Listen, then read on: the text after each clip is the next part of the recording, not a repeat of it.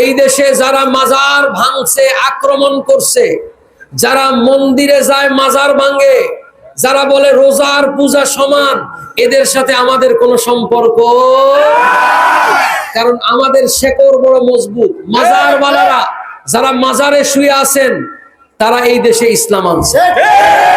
তোমরা নতুন মুসলমান সাইজা মন্দিরে যায় নতুন ইসলাম আমাদেরকে শিখাইও না।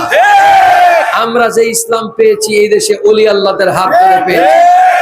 এই ওলি আল্লাহরা আমাদেরকে কখনো বলে নাই মুসলমান তুমি হইছো, তোমার জান্নাত দিয়া দিলাম, এখন ভোট দিলে বলে জান্নাতে যাওয়া যাবে। এই ধরনের ইসলামকে বিক্রি করে যারা, তারা হলো কায়েমি স্বার্থবাদী মহল। এদের কাছে কখনো ইসলাম নিরাপদ নয়।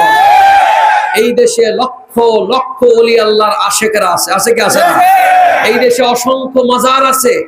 কোন মাজার যদি সেজদা করে, আমরা সেজদার পক্ষে না, কথা বলেন ঠিক কিনা? আমরা মাজার জিয়ারতের পক্ষে।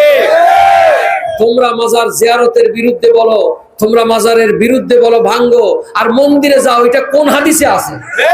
কোন কোরআনের আয়াতে আছে? ভোটের জন্য তোমাদের চেহারা এরকম হয়, ভোটের পরে জানি তোমাদের চেহারা কেমন হয়।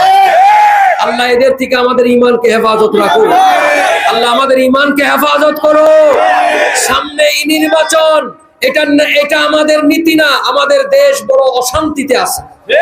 এই দেশটা ওলি আল্লাহর দেশ। আল্লাহ যেন শান্তি করে দেয়, আল্লাহ যেন কবুল করে। সকলে পড়েন আমিন। আহলে সুন্নাত ওয়াল জামাতের কথা।